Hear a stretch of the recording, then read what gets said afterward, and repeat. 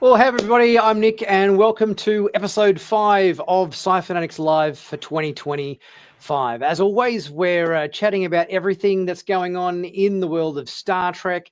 Specifically, this week's live stream, we're going to be talking about the last 3 episodes of Star Trek Strange New Worlds and a bit of Star Trek news and gossip and stuff as well, which will be coming up later as well. So make sure you stay tuned for that. And as always, I have a fantastic panel of Star Trek aficionados to join me to discuss everything there is to talk about in Star Trek at the moment. To join me from TrekCulture, it is my absolute pleasure to have Tom and also Brie with us on the show. Welcome, Tom and Brie. Hello. Hello. You've got an around the world panel today. We do. We have a very round. We've got a bit of UK, a bit of Australia, a bit of US. It's a bit of everything going on today. Yeah. And how are you going, Brie? You're fighting some allergies today, so hopefully you've got the tissues handy. Yeah, I'm tired as hell. I was up till like 3 a.m. last night. Oh well, I appreciate your persistence and stick-to-itness, if there is such a word. So let's get started by talking about. We'll go to episode 5 of Star Trek: Strange New Worlds to get us underway today. Episode 5 was, of course, Through the Lens of Time, which sort of saw our crew of the Enterprise obviously take a trip to a ancient planet, and we had temples going on, and we had alien possessions and everything going on. I thought this episode did a pretty good job of kind of blending the sort of time old Star Trek tropes of the super powerful ancient race, like the Iconians, for example, with various episodes that we've done in the past, which sort of encompasses alien possession of one or more of the crew members, like Conspiracy with the bugs there that infiltrated Starfleet, as well as episodes like Power Play, amongst many others. So who wants to start us off with episode 5 and just give us your overall rundown as to what your overall thoughts and impressions were of this episode? Come on, someone put up their hand. Come on, Tom or David, you can get it started. I liked it. Yeah. Oh, Bree's going to start us, even with the allergies. Go for it, Bree. I'm too polite. Sorry, I liked it. The only thing I'll say is that I clocked that it was a prison instantly. Like probably the second that they had, I want to say it was like the design itself at first, but then like having her put her hand in, and then the confirmation was like the guy leaving and getting vaporized, and like everything about it just felt so. It felt prison-y. I don't know. I was like, this is a prison. I don't know why they're calling it a temple, because to me, I just looked down like, damn, this shit looks like a prison. But so that was the only thing I'll say. Like, I clocked a little bit too quick, but other than that, I really liked it. The only thing I also really don't like is that they killed a character, and I was like, oh, look, a new character. I like, oh, of course he's gonna die. It happens every time.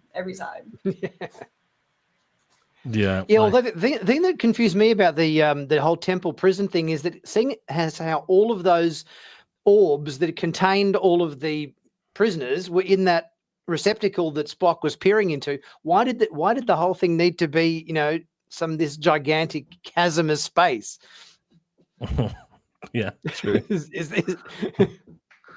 Go ahead, Tom. Yeah, I've had some issues with this season so far with Strange New Worlds. And I think I enjoyed this episode quite a lot, and it was kind of a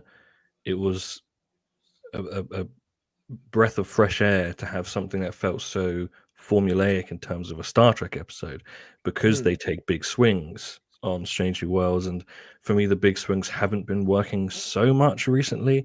So it's nice having something that was just sort of, here's a sci-fi concept, and it's going to feel very standard Star Trek, but in a nice way. I've been calling it Event Horizon Light. Yes. Which has been nice, exploding eyes. I'm fine with that stuff. And I agree, Gamble as a character, who I believe we found out their name on this episode, was halfway through the episode, I think. yeah. he was. I think they did a really good job in terms of setting up his character in this episode. He had one episode for you to care about him, and usually that's a hard thing to do. But I think they did a really great job, possibly even more than some characters that have been on the show for a long time. Sadly, he dies at the end, which I think is a shame. It makes for good drama, but I wish he was a character I liked and wanted to see more of. David. Yeah, I'd have to agree with that too. I think it was like a really happy and exciting start to the episode. You were kind of excited for him. It was his first away mission, and then this happens. And I guess it took me a little while to realize that he'd probably been dead the whole time as soon as he sort of picked up that orb thing, and then the Vesda was just sort of either tapping into his memories or just doing an impression of a scared person trying to make something of the situation. His eyes looked a bit like really dark initially, but I think towards later in the episode it looked a bit strange where you could actually see some pupils or something coming through. It looked like he was bloodshot a bit with it. But this also brought up an interesting thing for me around blindness, in the sense that they could just regenerate a new set of eyeballs. And I'm sort of thinking, well, maybe what about Geordie? But then I kind of looked into that a little bit, and I think Geordie sort of lacked the I guess, what would you call it?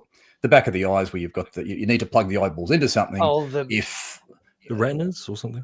Just cornea? The nerve endings. Ocular right. something. Optic nerves. Yeah. So I think maybe Geordie sort of missed that part, and that was then sort of but it's sort of like it was kind of like this interesting thing that was just revealed. All of a sudden, blindness can be just grow a new set of eyeballs. So that was quite. I guess that was quite interesting. Yeah, that did strike me as odd. Like that was the first thing that I thought. I was like, what? Hang on, they can't give Geordie new eyes, so how are they giving this guy growing him new eyes?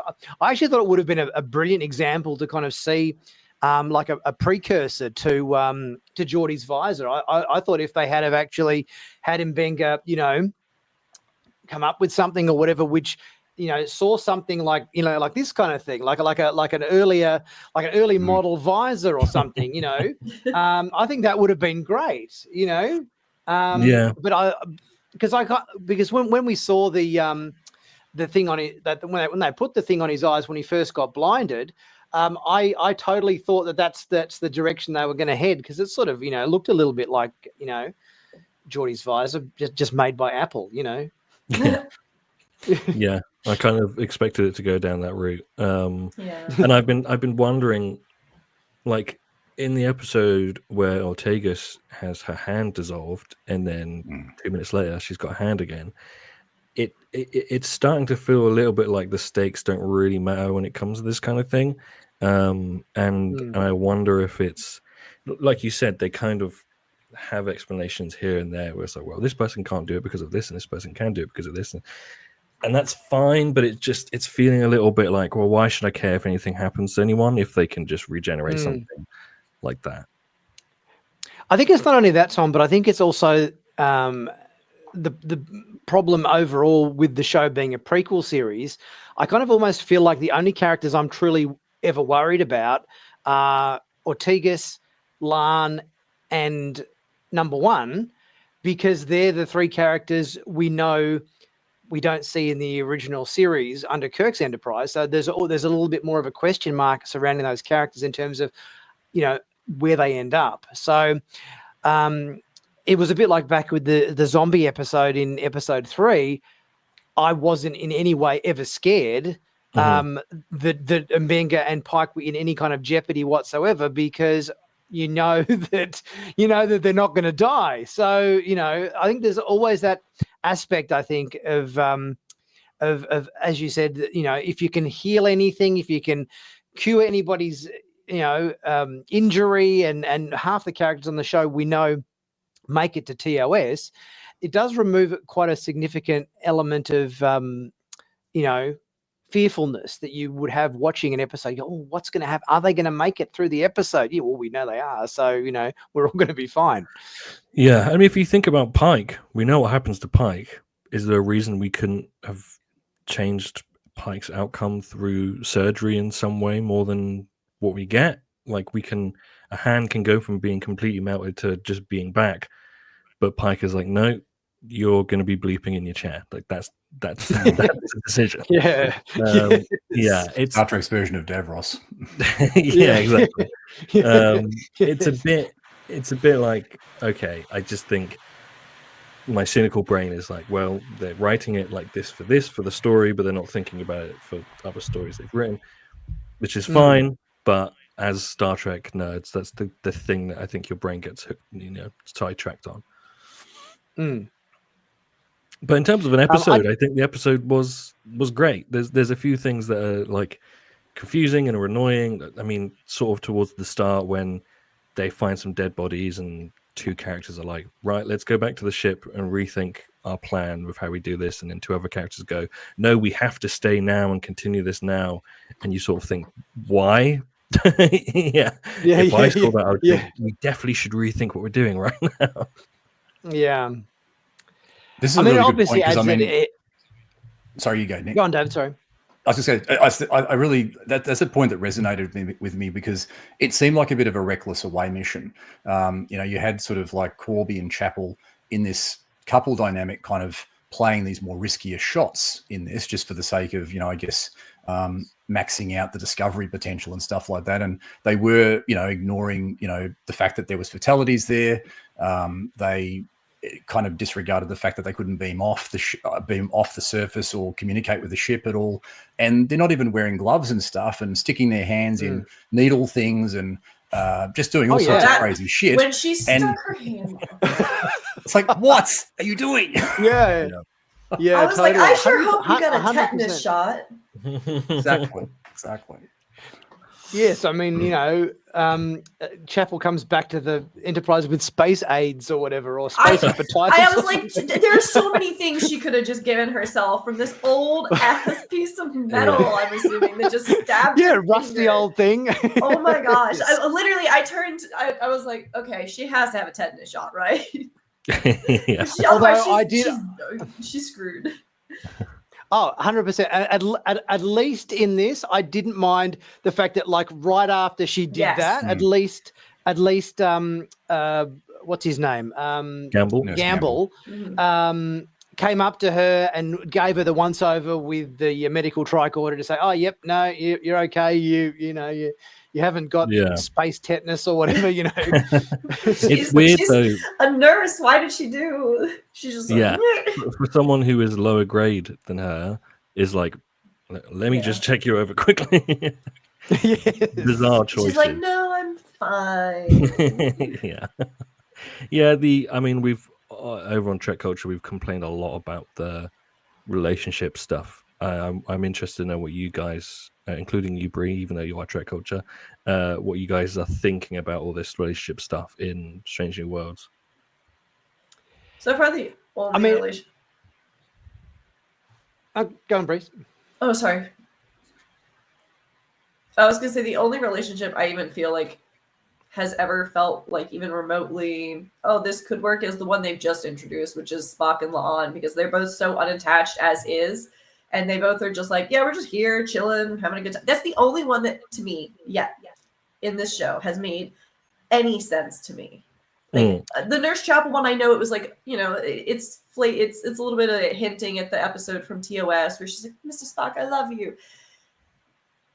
But at the same time, it doesn't feel the way the La'an and Spock one does, where it's like, yeah, let's just see where it goes. Have fun. Is it just me, or like since they first introduced them doing dancing lessons together and everything, I kind of felt like right from the get-go, it kind of felt to me like there was more spark and more like I don't know, energy in the La'an Spock relationship than there ever was in the whole Chapel Spock relationship. I don't know, just something about it just seemed like, oh, this is there's more energy here or something. But I don't know whether that just came from the fact that they're doing kind of, Dirty Dancing together or what. But that's sort of how it came across to me. What about you, David and Tom?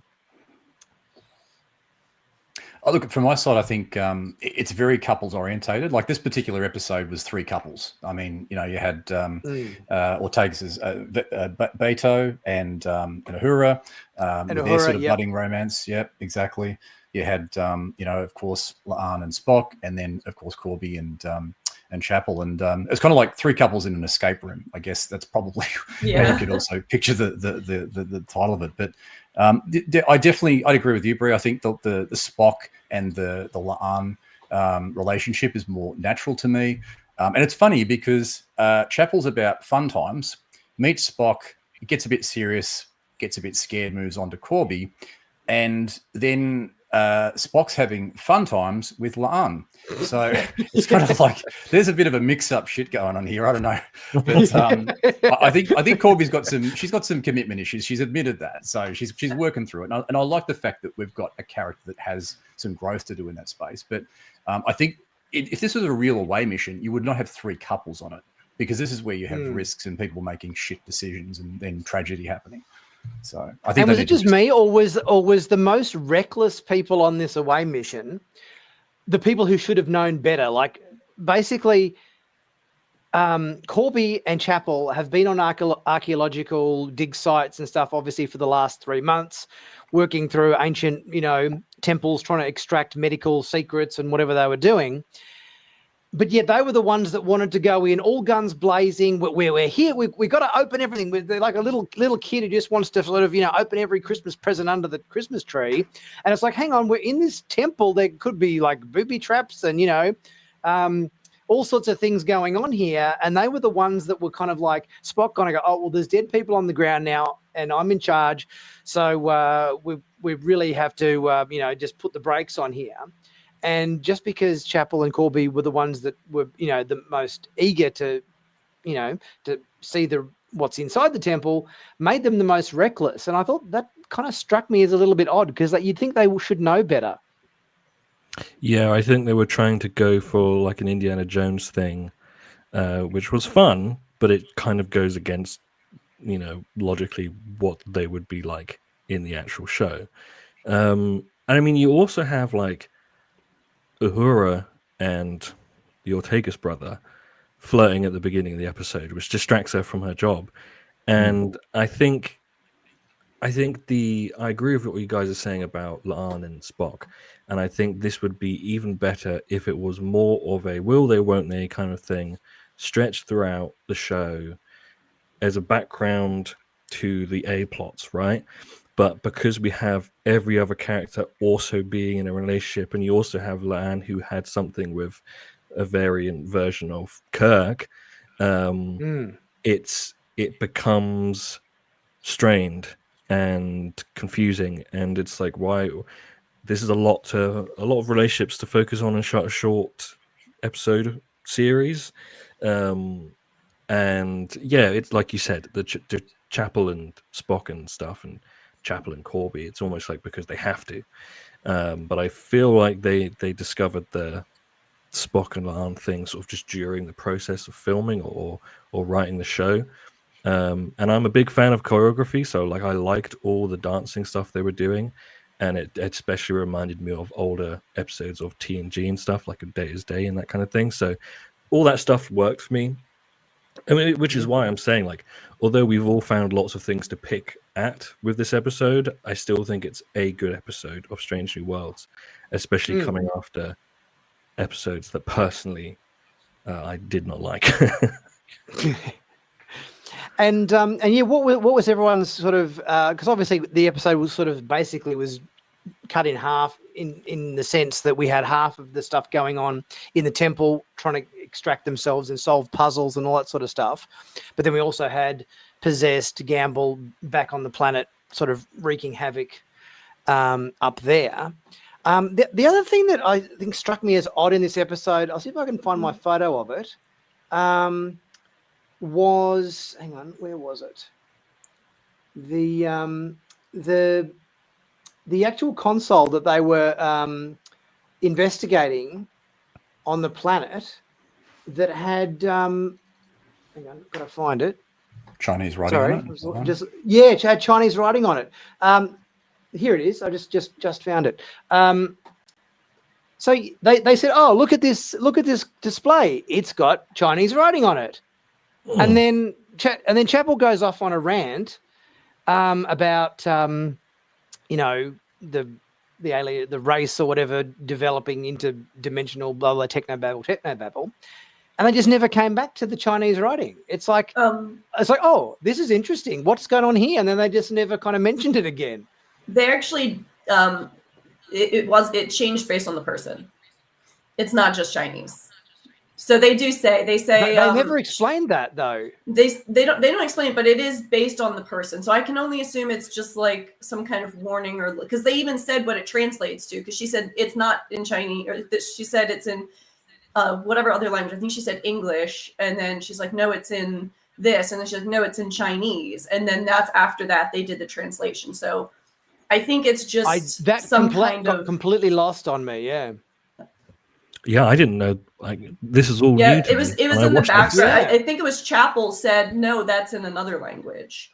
That's the only reason I know is because someone they did, because it's like, to me, it's like classic Star Trek trope of the language changes based on who's looking at it. And then that's what happened. At least that was very poorly explained. If that was the case, it happened. It was so quick. It was like, oh look, it's in this language. Oh, it's in this language, and then immediately translated it. Right. Yeah. All I was thinking about during all that stuff was when they all show up in the same room again, and you find out like it's different time variants and blah blah blah. If they were standing in slightly different areas, they would have wound up inside each other. And that's all I could think about. But very likely they weren't standing in the same spot.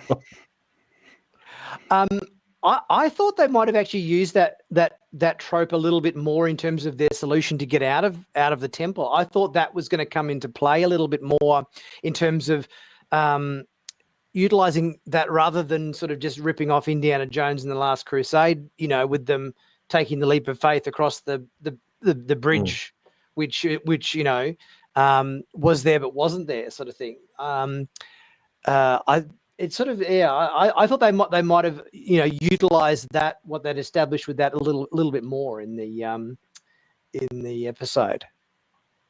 Yeah, I agree. I also the way they shot that wasn't anywhere near as interesting as the way they shot it in Indiana Jones.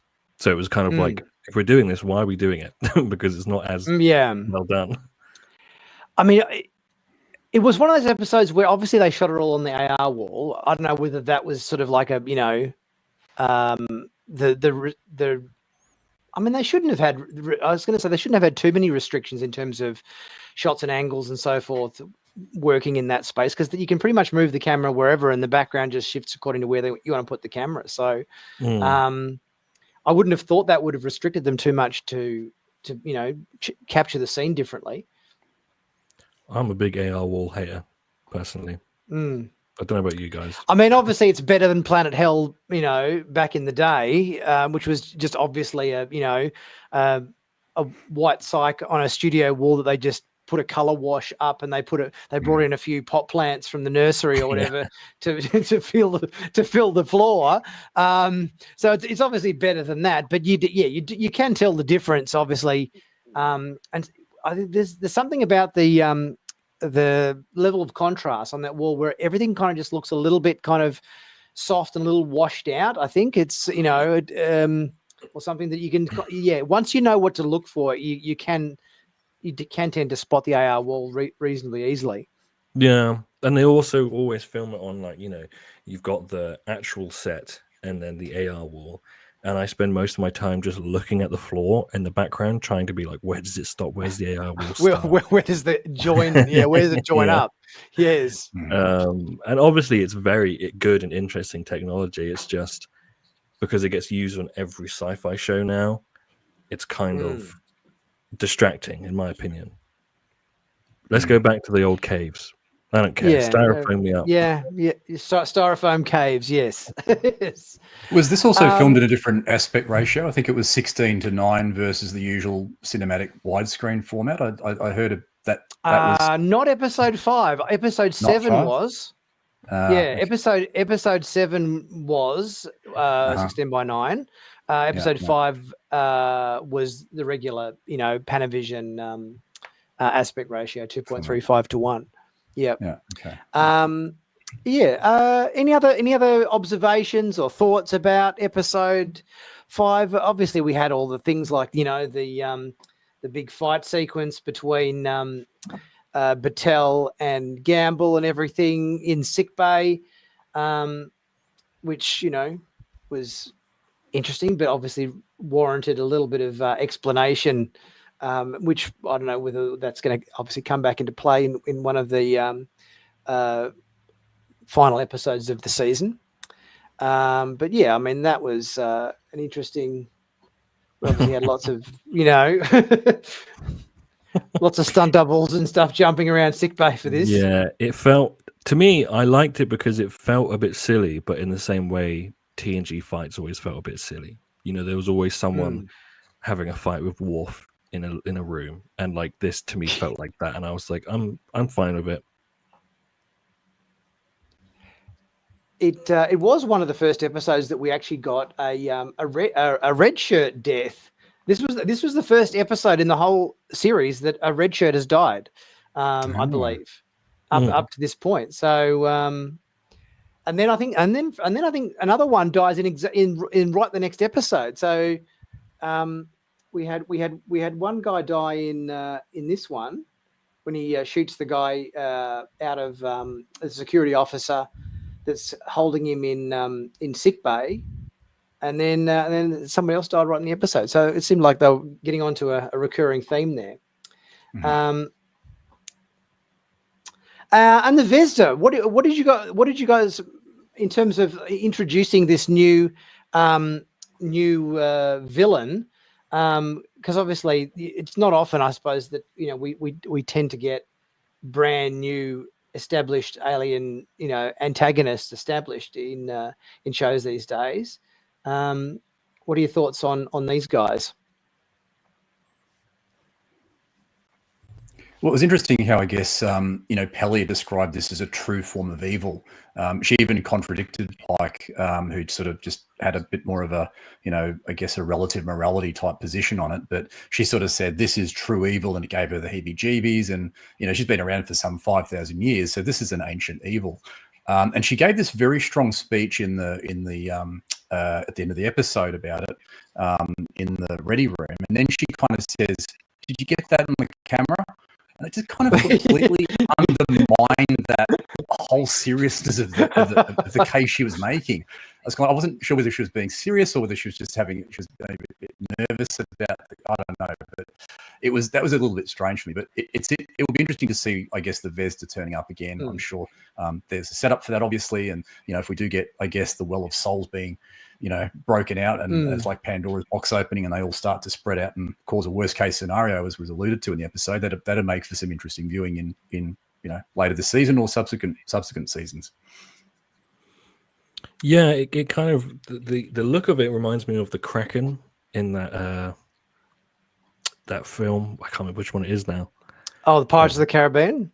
No, the other one. Where Liam Neeson says, "Release the Kraken." That one, the remake they did. Oh, you're talking about the Titans? Clash of the Titans. Clash of the Titans. Yeah. It's got, if you look at that, it's got a similar face. I was watching this episode. I was wondering if it was the Par Wraiths, the way that they because they actually said Vesda Par when I think when Battelle. And also, what's his name? The bloke who was the macaroon bloke or whatever. What was his name? I forget the dude's name. This guy. He also called them Vesda Par. I thought, Par, Par Wraith, maybe, yeah. But no, I don't think that's the case based on what I've read from Akiva Goldsman and Henry Alonso Myers talking about it. Yeah. I was kind of interested at first to see if it was that, and then I was like, I don't think this is what they're doing. But yeah, it depends how they pull it off. Sometimes Star Trek does this is the big bad that's coming, and it's a bit lackluster, and sometimes it's interesting. So I'm looking forward to see what they do. I thought it was also good they made that prequel connection too to what a little girl's made of, with the discussion around molecular memory and corporeal transference. So that was kind of laying a few pavers, for where Corby could end up, or does end up, I suppose, in that space. Yeah. Cool. All right. Let's move on with episode 6, which was the Zealot who ate its tail. This would be my favorite episode of the season, without a doubt. I think it really showed the standard of episodes that you can do. It was a bottle show. It was a bottle episode. It was all shot within the existing sets. Yet it was, I think, one of the more interesting episodes of Strange New Worlds this season. I thought it was great. Brie, what did you think of episode 6? I agree. I liked it a lot. I actually think the reveal at the end was so reminiscent of Enterprise to me, with how they would often find either a human colony or a spaceship that was some long before warp travel civilization or group of scientists that we just forgot about or thought they had died. And I don't know, that was so Enterprise to me, and like that episode of TNG were a little bit similar too, where they find like the piece of the ship. Yeah, I thought at one point that it was like a proto Borg.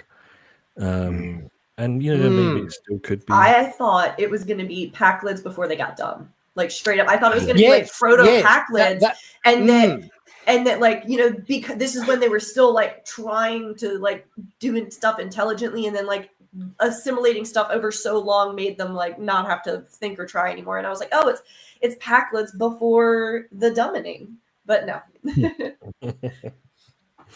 Yeah, that actually would have been really good, I think, because that was the first thing I thought, that because they've cobbled their ship together with bits and pieces of other ships. Mm-hmm. It was exactly what they'd established in Lower Decks that they were getting up to and everything. So that actually I think would have been an interesting explanation.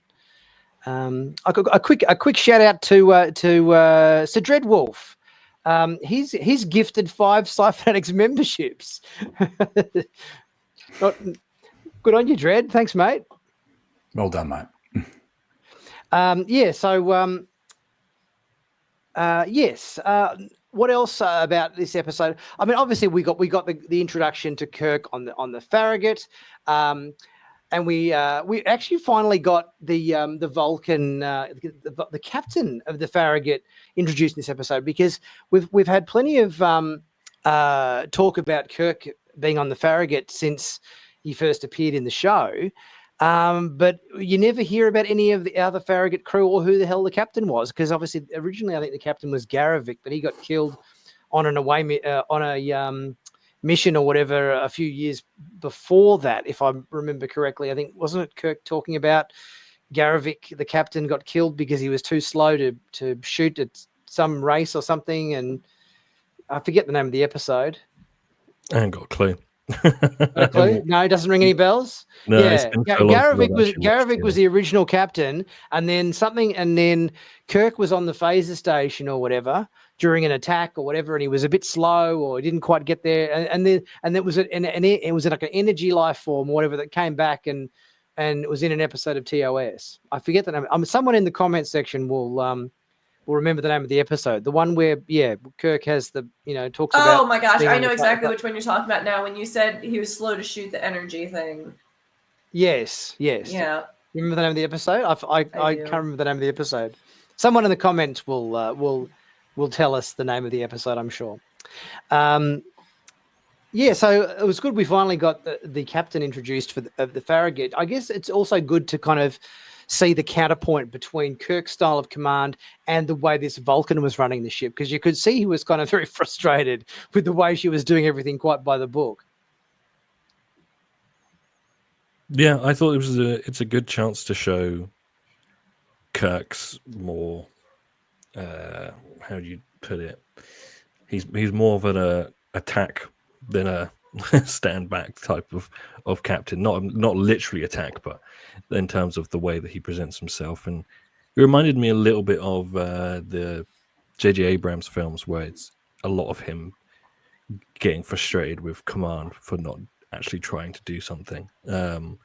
So it was nice to see him in this kind of role, and to see him, on a ship rather than just sort of appearing on the Enterprise again, saying, "Hey guys, it's me, Kirk." But I liked this episode a lot, and I think it is probably my favorite so far of this series, which makes me feel bad because it is a season or series. Definitely season, maybe series. I have to think about it. Sorry, that's my my British, we call it, or everything is series coming out. All right. And I feel bad because it's kind of like a backdoor episode, pilot for the show of pre 5-year mission. And I feel bad because it's not a big Strange New Worlds episode. It's very much it's very much about the bringing that cast together and seeing how they interact at an early stage. And I think it was really good. And it makes me think the writing for these characters together is a lot more interesting than it is when you have the Strange New Worlds Enterprise together. Like, I think Pike is really good in this mentor role that you see in this episode. Spock with Kirk is a lot more interesting than Spock with Pike. There's so many things where I'm like, oh, okay, here's the magic source is this group of people together, which is why the episode for me worked so well. But then it makes me think, oh, when they're not together and it's just a Strange New Worlds episode, it's a bit of a, oh, okay, I liked it more when we had these people. Just a quick boring thing to say quickly. My Google Chrome has just told me it's restarting itself in 4 minutes. I don't know if that means I'm disappearing or if it's just doing something with the cache. So if I disappear, that's right. If you disappear, we'll cover it until you return. Okay. Hopefully not too long. Yeah. Thanks for the heads up. No worries. Brie, what aspects did you like about this episode? Well, like I said, I really liked the fact that it felt like a callback to some things they'd done before with like reevaluating where humanity had been before warp drive.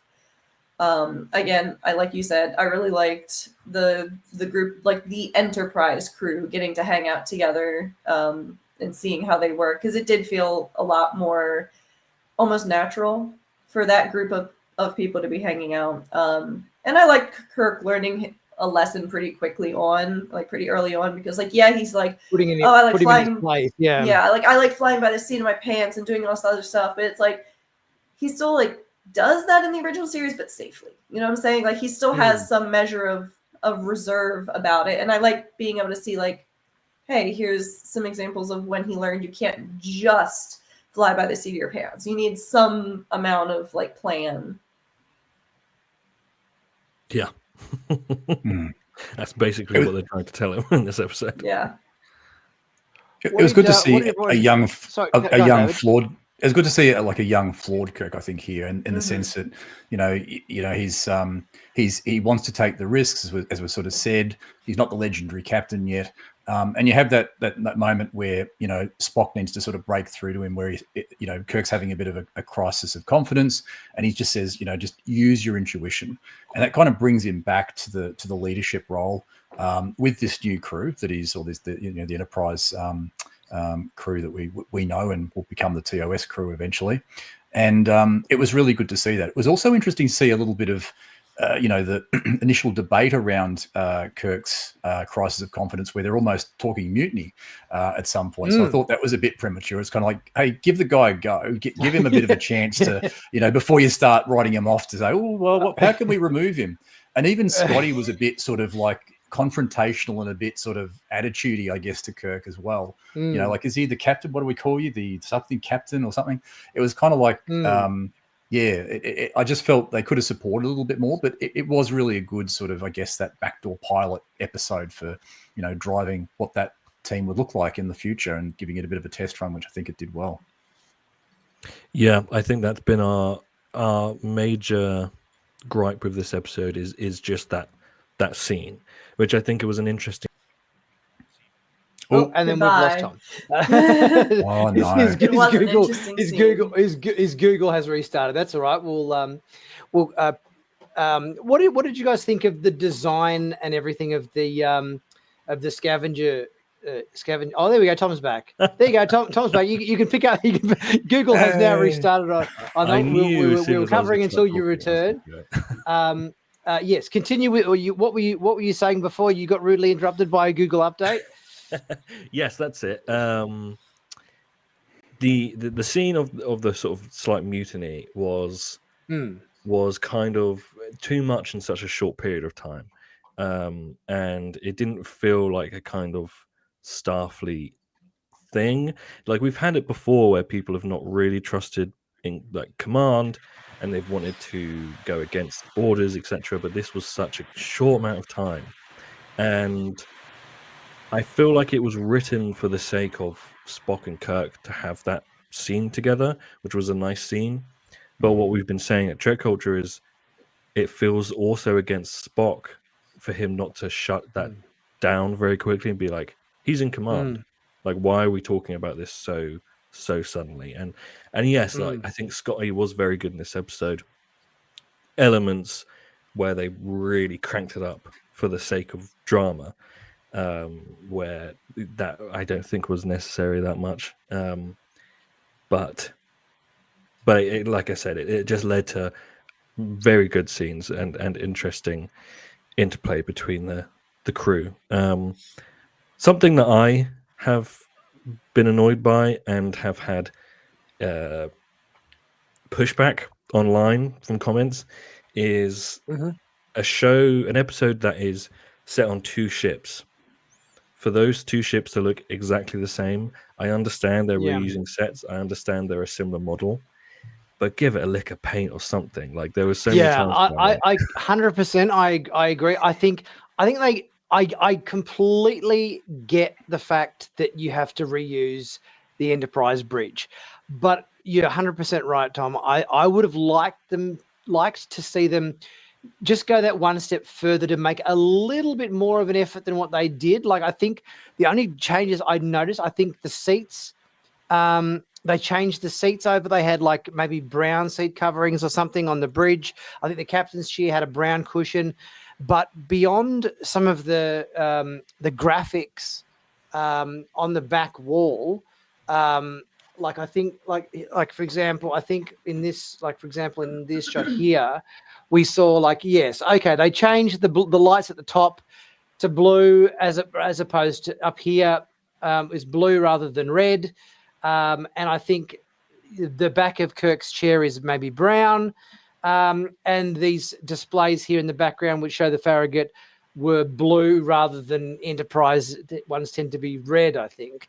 But apart from that, everything else was identical. I think even if like this, the way they light sets in TV, all of these lights are practical and they would be on complete RGB controllers so that you can actually dial in whatever colors you like.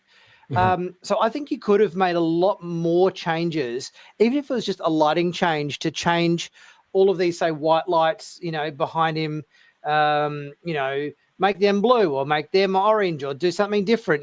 There's a lot of things you could have done to make the bridge seem like a different space. Even if it was, turn off all the lights and make the Farragut bridge, because it's probably copped more damage than the Enterprise, make it really super, moody. Like, I'm talking about like just them using, flashlights or torches or whatever, to see around. There's so many things you could have done to make it seem different, but it was almost like a bit cut and paste.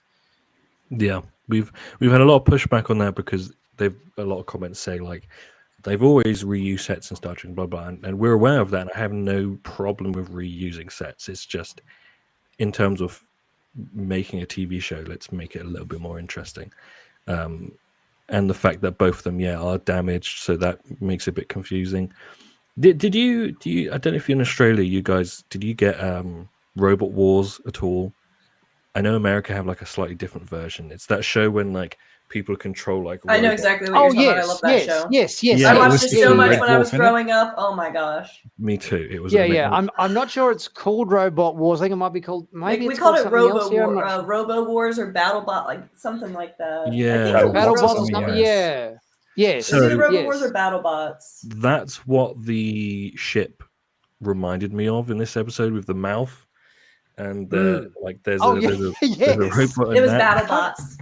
Yeah, like BattleBots. the thing that kind of struck me is odd. Okay, obviously these guys have been modifying and building this ship for 100 years or whatever. But how do they manage to like construct like a skull face with teeth and everything? It sort of seemed like the fact that the rest of it was it was all cobbled together, bits stuck up on bits, and all that sort of thing. But just That's the what made me whole, think Backlund. the whole sort of face of the ship, that kind of had like a skull face with teeth and everything. It just that seemed unusual. I love this, and Sean and I have very different opinions when it comes to ships. One, he cares about ships, or I don't. It's just not something that's ever interested me. And two, the sillier the ship, I'm way more into it because it just feels like goofy sci-fi. Like I love that stuff where he doesn't. He wants it to make sense and to be more streamlined, etc. So I was all for it, and it reminded me of that TOS style of sometimes you'd get like a big silly thing, and I was all for that. Like the planet eater ship, where it's very just a planet worm. eater. Worm. Exactly. I think we were scared that it was going to be the planet eater when we were watching this, and then when it wasn't, we were like, okay, they're not just doing that again. But yeah, I like that. Also, sorry, go ahead. So no, you go, Tom. Very Doctor Who vibe in this episode as well. I thought. Speaking of which, hang on. I didn't even say that as a joke because of that. I keep forgetting that. I mean, if we zoom in here, there we go. There it is. Let me stand up and salute. Yes. It's a blink and you miss it kind of moment. He's trying to fix something back there. Someone's ship wasn't supposed to get consumed. Yeah. Nice little Easter egg. Certainly, very very small little reference there. It. It's nice as well because they did the Millennium Falcon. Now they've done the TARDIS. They're getting through all the shows. They even referenced Back to the Future in TNG. Did they? On the gravestones, that one episode, done like the candle. Sub Rosa, thank you. Sub Rosa on the gravestones. It has the McFly. The McFly one from Never noticed that. Yep. Yeah. They're trying. They're getting them in there. Yeah. But one other thing I thought was interesting about this was the fact you had the best of mankind who left the Earth because of the environmental damage and went out to space to try and make something of themselves. And after 200 years or so, this is what they came up with.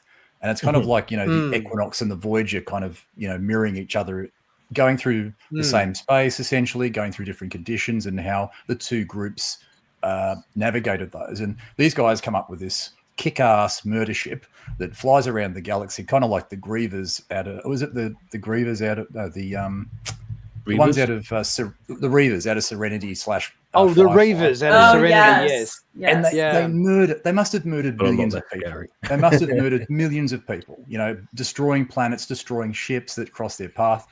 And look, I've got to say, I didn't have much sympathy for the 7,000 that did die through that action, because you know they've got blood on their hands, and I think that that it's. And I would have also liked to have seen. I think this had the potential to become a two-parter. I think they could have really gone into the background a little bit of the journey of the other people. Kind of looked. The lead guy looked like he was out of. This guy. What's his name? Yes, from that other series, The Expanse. Holden. A little bit of a Holden look looking there. at this is not what I expected. Like when they said they're human, this is not what I expected they would look based on their scavengery ways, and you know, having to fight and stretch and and murder people in order to keep their ship running. Vogue. Yeah. He's a nice looking chap. He's got good skin. He's got well groomed facial. He's keeping his face groomed. Like they obviously assimilated some razors. Yeah, he's got sort of kind eyes. I was expecting him to take off the helmet and look and reveal something like this. You know, that's what I thought we were gonna get, and that would have made more sense to me. I think if we had got, oh yep, this is who's underneath the helmet. This is what humanity has become after over 100 years of scavenging or whatever. But I'm surprised. Surprised he didn't take his helmet off and just become a new love interest on this show. To be honest. Yes. Yeah. And what did you guys think of the story angle in this episode, where we got the whole let's get Pellia's retro phones out of storage and use them to hardwire the ship with.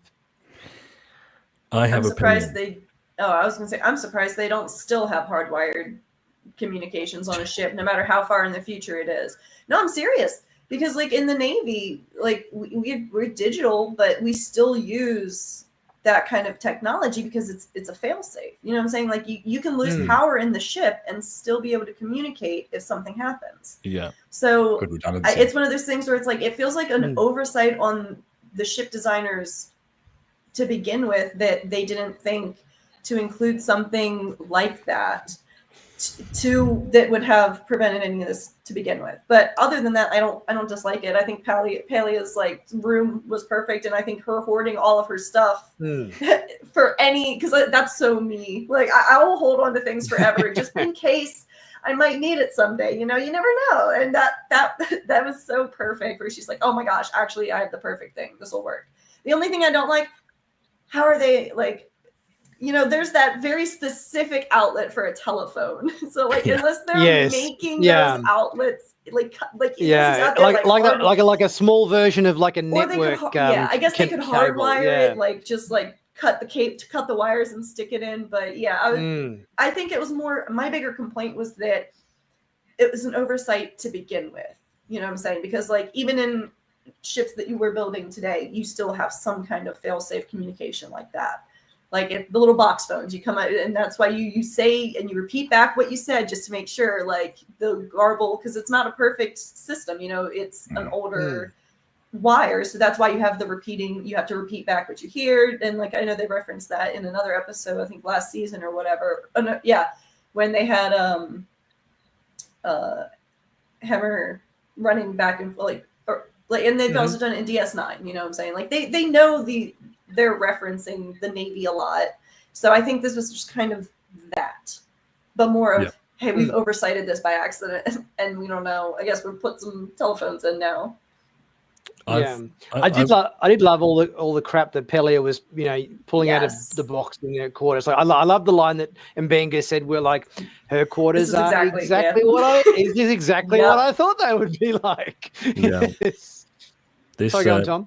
This is what my house would look like if I let my wife do absolutely whatever she wanted. Which, to be honest, I only don't because we rent. Right. But yes, I agree with what Bree said. I've always thought that about Star Trek, how, they lose power and suddenly they've got no stairs, so they can't go up to different bits of the ship because it's like, well, the lift's not working. I guess we stay here. I guess they could crawl up Jeffrey's tubes or something, maybe. But yeah. Yeah. Or if they've got, big space boots that make them float up as well, that helps sometimes, apparently. So, yes, it was another one of those scenes where it was more for the joke and the fun of being able to run around and plug all the phones in. I had 2 issues with it. Surprise, surprise. One was, again, a lot of pushback for this online. So I thought it was a bit silly that no one knew what a phone looked like, even though all their Ortega thought it was a massager or whatever. Yes. Yeah, that was my other A issue. personal massager. It kind of threw me off a little bit having a vibrator joke in Star Trek. If I'm allowed to say that online, sorry if I'm not. No, that was kind of, I was unsure of how I felt about that. And then the other thing, and not in a prudish way, just in a, that was Star Trek is sometimes they take leaps and I'm not sure if it works or not. And the other thing was, do they really not know what a phone looks like? I understand that people, a lot of the comments we got was, you ask someone now who's like 12, 15-year-old and they don't know what a rotary phone is, or they don't know blah, blah, blah.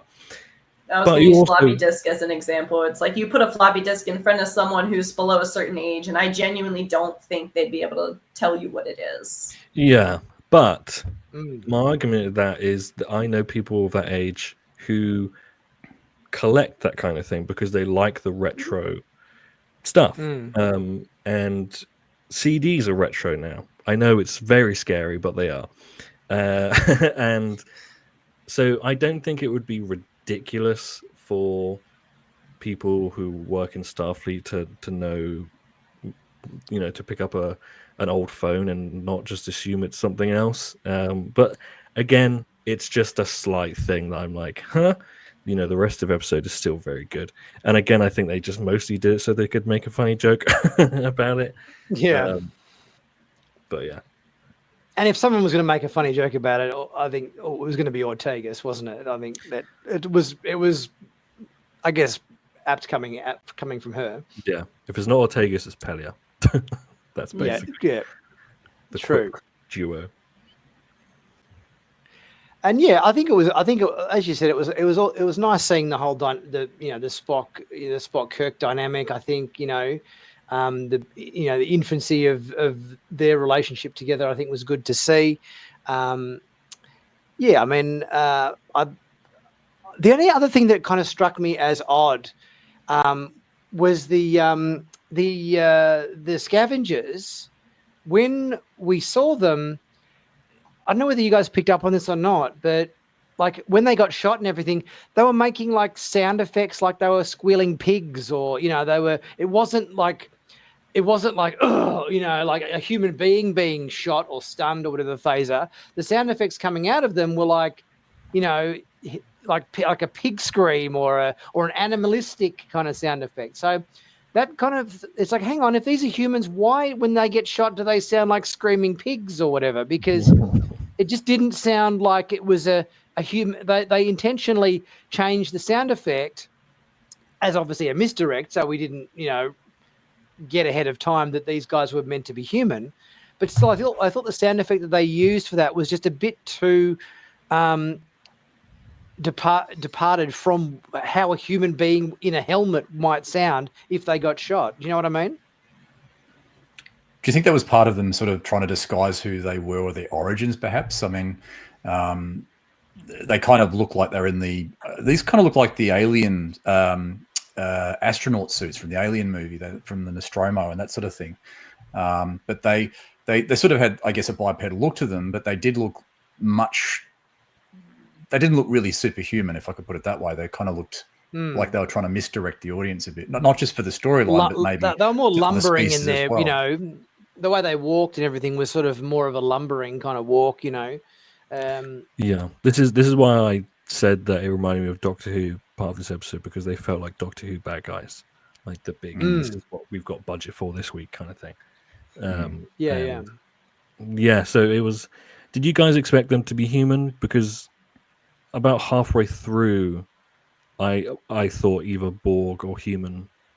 I knew there was going to be a twist. Like you knew about halfway into it. You go, okay, there's enough little hints being dropped along the way here that these guys are going to turn out to be somebody we know. Like you knew there was going to be a reveal at the end. The helmet comes off, and oh, what a surprise! They're such and such. I knew there was going to be a reveal of that kind of nature. But yeah, I didn't necessarily immediately think human. I just knew I knew they would turn out to be somebody we had seen before, or a race that we'd seen before. Like I said, I thought pre-Packlid. Yeah. I thought it would have been fun. It would have been fun. That would have been a lot of fun. Any other comments? Or David, go on. Yep. I was just going to say, just on the astronauts when they kind of left Earth, I don't know whether it was just me, but I noticed there was a big red T on their outfits. Is that was that maybe a bit of a Trump Republican MAGA type? I don't think it's a T. I think it's an upside down rocket ship. Mm-hmm. Oh, okay. Yeah. So it's like the emoji for like a rocket ship. Yeah. Descending to it's like going the other way. Yeah. So going up, it's going down. It's nose down rather than nose up. Must be an Elon ship then. That was yes. Or a satanic ship. That instead of rising to the heavens, it's going down to hell or something. I don't know. Yeah. I don't think it was a T. I just think it's like an upside down spaceship. Yeah. Yeah. I thought was my take on that. Yeah. Is that a dog? Or maybe a dog. Where? In that helmet, the one you're on now. No, I just think it's a man with a beard. It's just a man with a pirate. beard. I think. Looks like a Tom, pirate. it's you. Tom, yeah, with a Tom. beard. Am I a dog? I probably could have my glasses. I don't know whether it looks like a dog to me. It's really freaking me out. A few of them have got beards, actually. It's like they have been in space for a while. Yeah. But this is straight after World War III, isn't it? Like it was meant to be set. Yes. Like straight that's after true. that. Yes, that's exactly when it's meant to be set. Yeah, right before before First Contact. Yeah. But after World War III ends or whatever. Yes. Is that? Yeah. But yes. Sorry, Boob, go on. No, I'm just looking at. I think this photo is AI.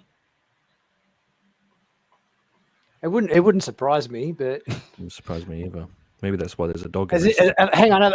They got 6 fingers on one hand here. Everyone's kind of. It does look a bit AI. It's the way the hands look weird. Like they have the right number of fingers, but they don't look like a normal proportion. I don't know how to explain it. Yeah.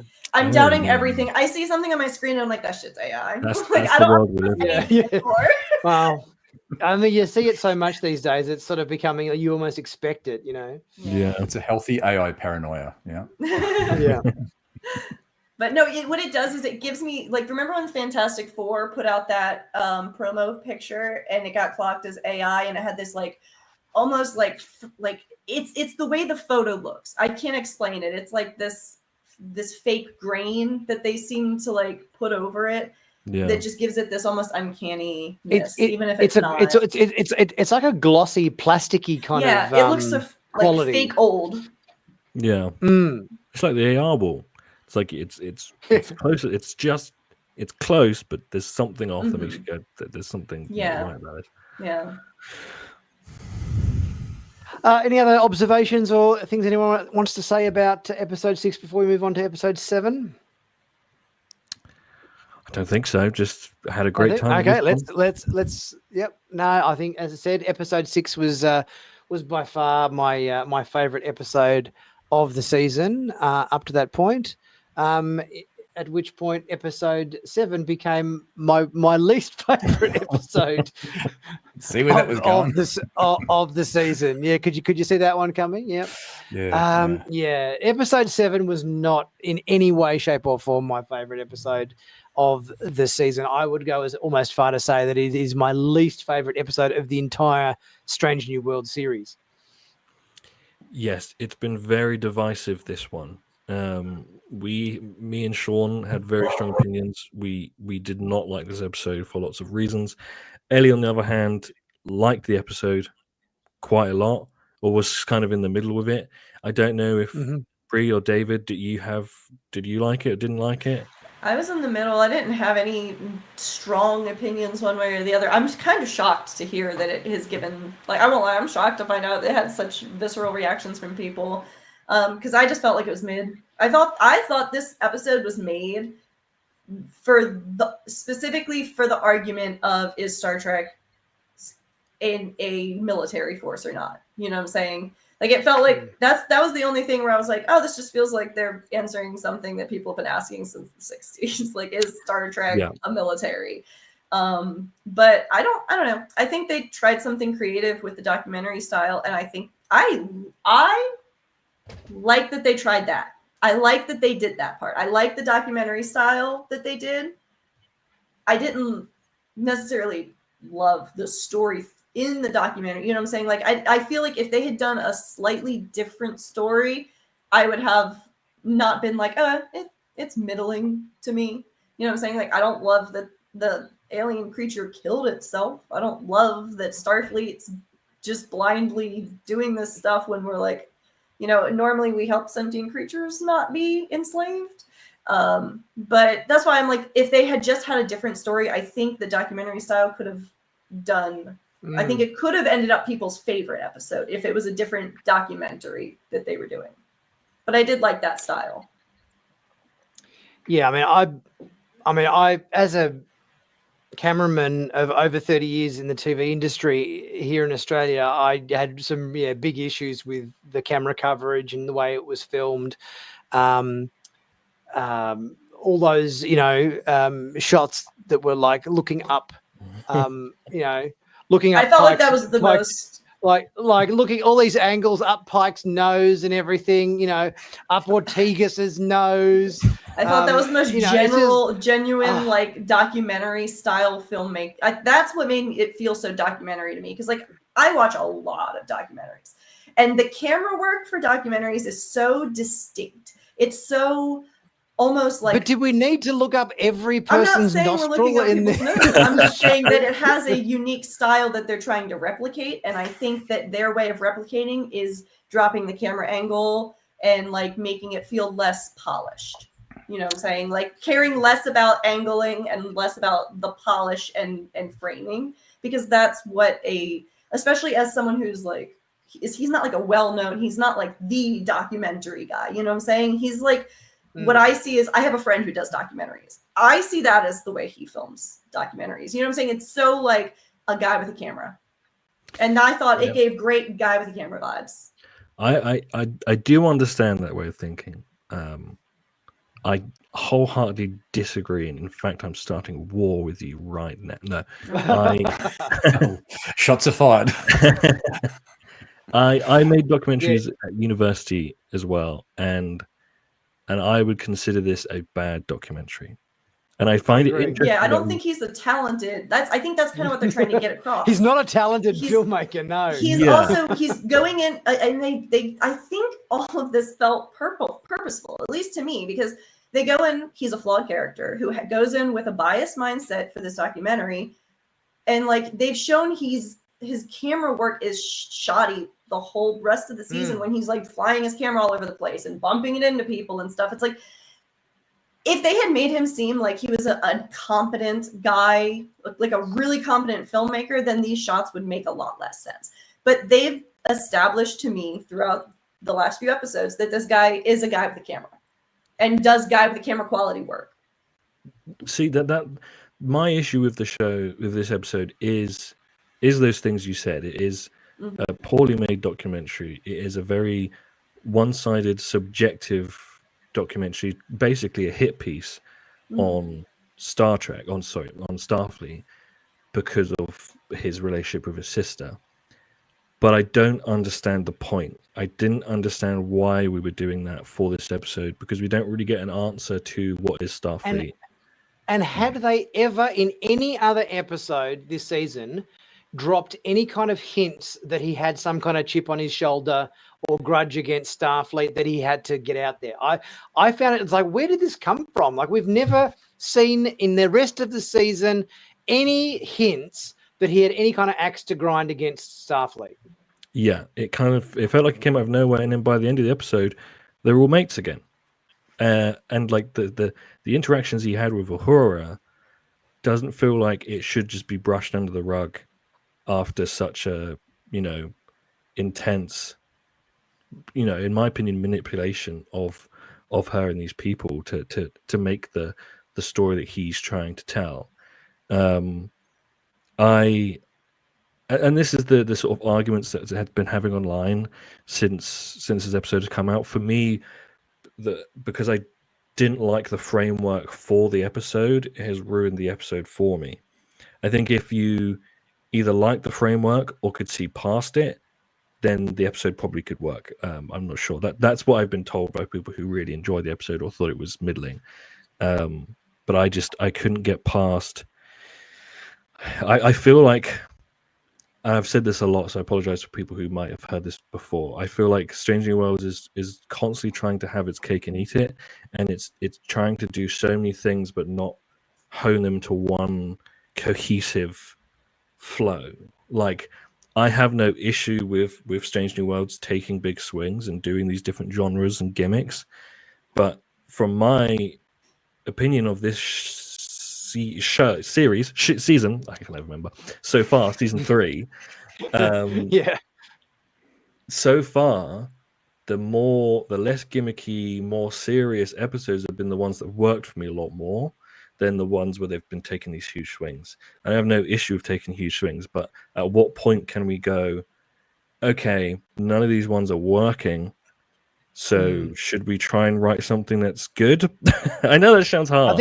I think the point is these sort of episodes that we're getting a lot of are the sort of episodes that, if they're one out of a season of 24 episodes, like it used to be with DS9, TNG, Enterprise, Voyager, whatever, you get away with it because you can throw a couple of ones that are a little bit quirky or a little bit unusual in there, and out of a season of 24 episodes, that's fine, But when our seasons of Strange New Worlds are so brief at only 10 episodes, I kind of feel like taking these really big swings is a very, very risky move to do in such a short season. Yeah, I've wondered that myself. Some of my favorite episodes was TNG, so as well Star Trek in general, are the Hollow Pursuits, Take Me Out to the Ball Game, these sort of episodes that are not necessarily big science fiction moral episodes, although I'd consider Hollow Pursuits to be that. They do so much with character and theme, and they use these genres and these gimmicks to create a fun episode, and I think it's just not being pulled off very well in Strange New Worlds, especially in season 3. Sorry, go on. I was just going to say. All I was going to say was, and it's to do with you, Brie. I think the as much as I very much dislike this episode, the interesting thing about it is that there has been so much, opposite opinions on it. The stuff that really didn't work for me seemed to work for Brie, and it's the same online. You look at the comments for videos talking about this episode, it's just the opposite opinion in each one. That's way more interesting than a meh episode where everyone just went, yeah, it's all right, shrug your shoulders, move on. I think. Sorry, go on, yeah. I think if this episode had have been an episode where we had the Enterprise having to manage, essentially what most of the episode was about. If it was just an episode telling the story about the Jakaru creature, it could have been an episode like Tin Man or Galaxy's Child or something. A beautiful story where they come across a spaceborne biological entity, and they have to manage it somehow. And obviously, they're obviously trying to take it away from the warring races and everything. But it could have been a really lovely story if you'd literally just taken the stuff which we saw in the episode about the Jikaru, made it about that. But I just felt like, because it was all framed under the context of this documentary that was so jarring and so abrasive to watch, the beauty that was within that story, I think, really kind of got lost, because the creature was gorgeous. This could have been easily like a episode like Tin Man of TNG. I think if it was, it would have been able to tell a really poignant message about the way we should treat, other life forms and respect them and not enslave them and all that sort of stuff. But I felt so much of that just got completely overshadowed by shaky, drone camera footage and cameras up people's noses and just poorly edited documentary.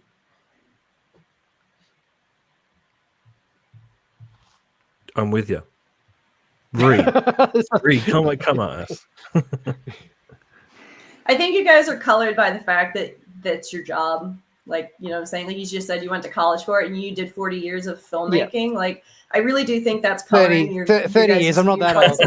I thought you said 40. I'm sorry. I misheard. 30. I thought you said you didn't. Yeah. 60 years 30, of filmmaking, right? 70 years, right? No. So you said 30 years of filmmaking and you went to school for it. So it's one of those things, like, if you were to put someone on screen, like if Star Trek, it's not going to happen, but like if Star Trek were to put a bunch of figure skaters on screen and then be like, all right, now, I'm saying they're doing a routine. Like, I would be here. A better example is like if the tango. Say they did the tango wrong, and someone who's a professional dancer or whatever, they'd probably have a lot of complaints, and they'd be like, oh, all the episodes where they dance suck because like she doesn't tango right or he does not do the tango right, and it bothers me so much. You know what I'm saying? Like, and so like when you have something you're really passionate about, I think it's really easy to let it like color the viewpoint. But I also can kind of lose. Like I said, I think all of that kind of felt so purposeful. Like, as someone who doesn't do this as like a job and didn't do it as a degree, it felt like what they were doing was purposely showing this guy is not the greatest filmmaker, not the best documentarian. And I think that was kind of what they were trying to get at.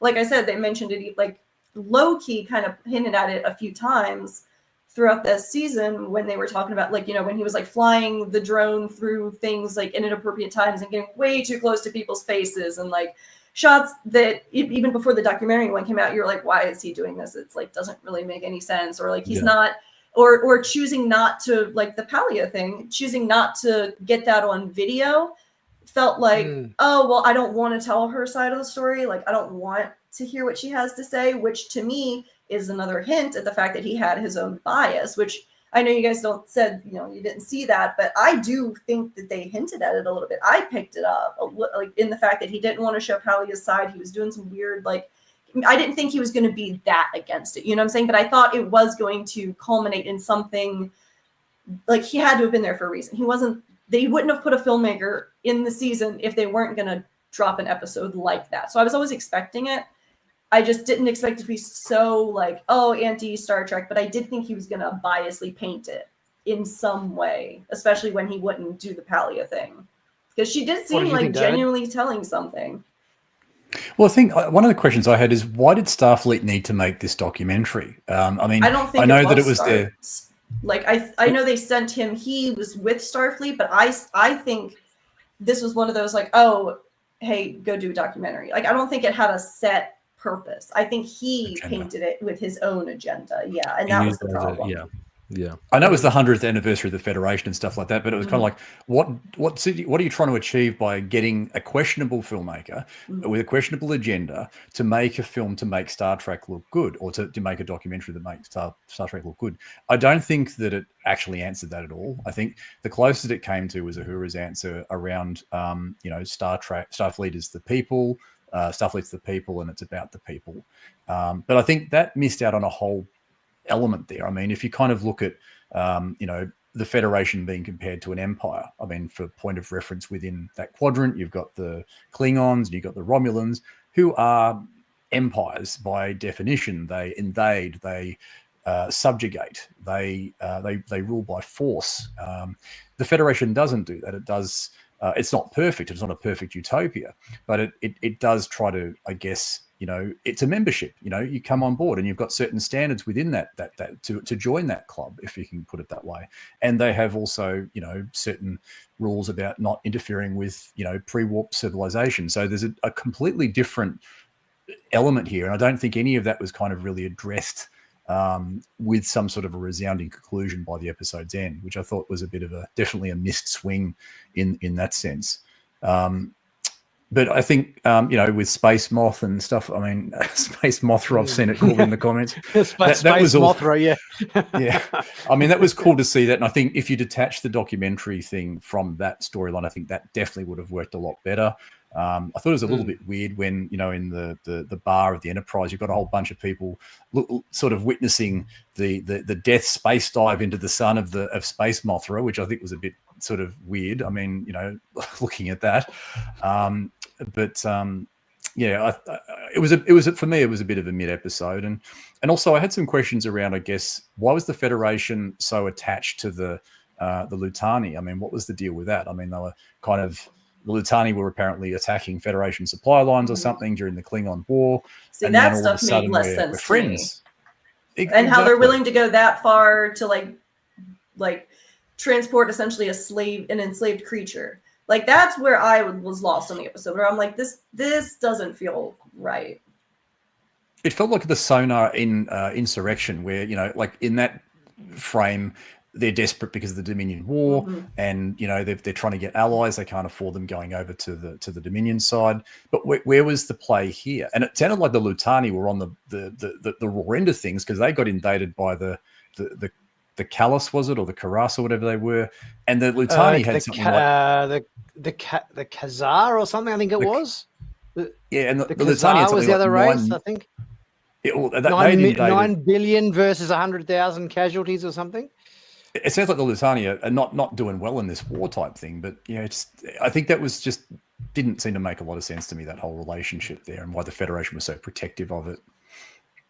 The other thing that didn't make a lot of sense to me, and I would be, if I was Pike, I would be bloody ropeable after watching this documentary.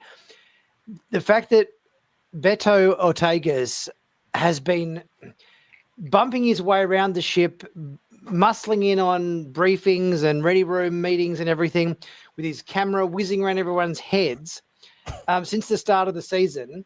And where was all the footage from all the other episodes we've seen him filming in? So we saw him filming, in the Center of the Federation episode 2, and we saw him on the away mission to the temple and everything for Through the Lens of Time.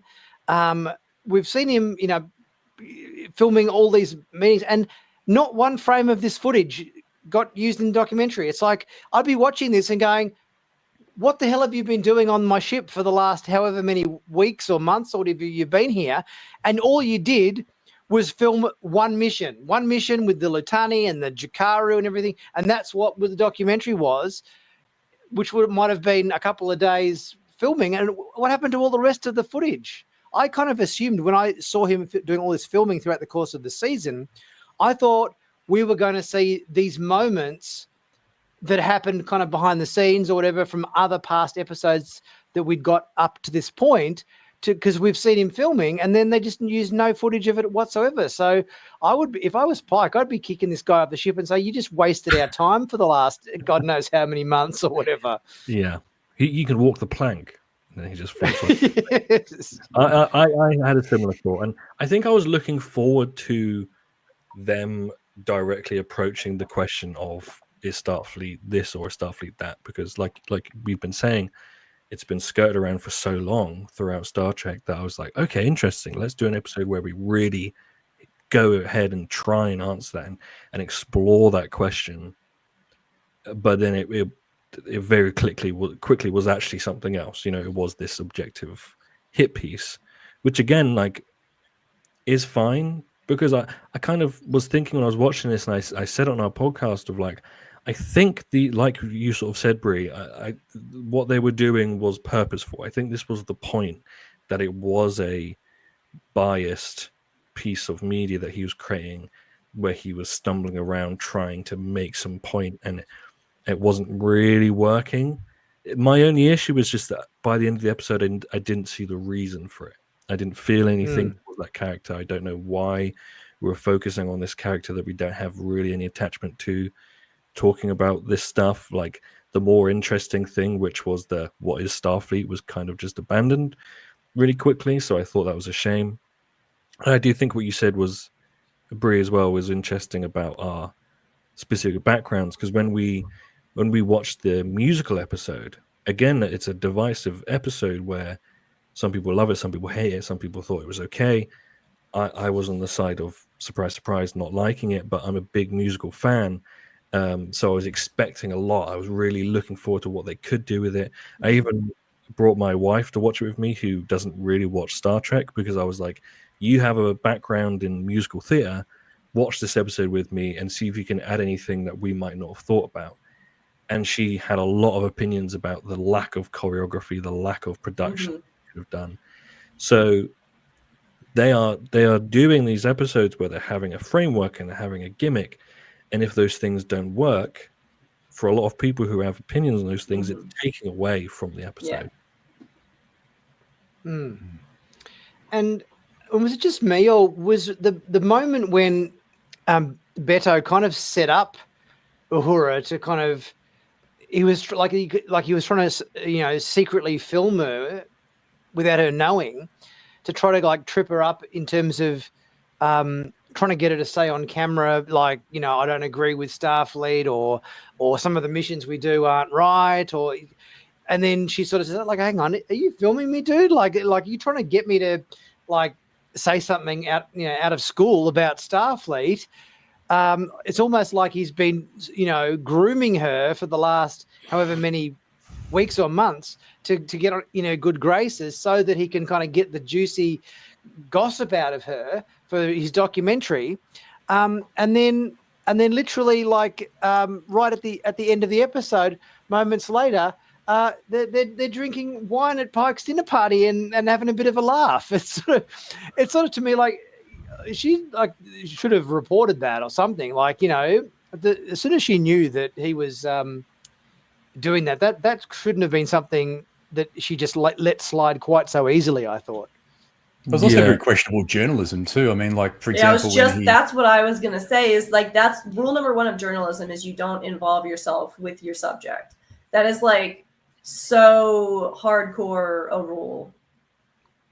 Yeah. And even the moment when, like, say, for example, he sort of talked about Ensign Cho, or was it Elena Cho, who was on the Cayuga, and she didn't realize that she died on the Cayuga, and he's kind of like, oh, didn't you know she died? And she's sort of processing this on camera, and that was a complete setup. I think he completely knew that she didn't know, and he was trying to get her to, he was trying to get a reaction out of her on camera.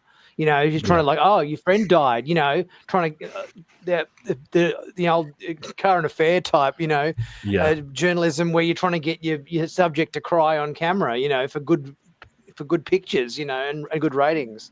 It was a real gotcha moment that he was trying to do, and like you said, it with someone who he's having possibly a relationship with, it becomes very gross and skews the documentary, skews your opinion of him. Like, if he's featuring in the rest of this series, it's going to make me feel differently about him as a character and as a person.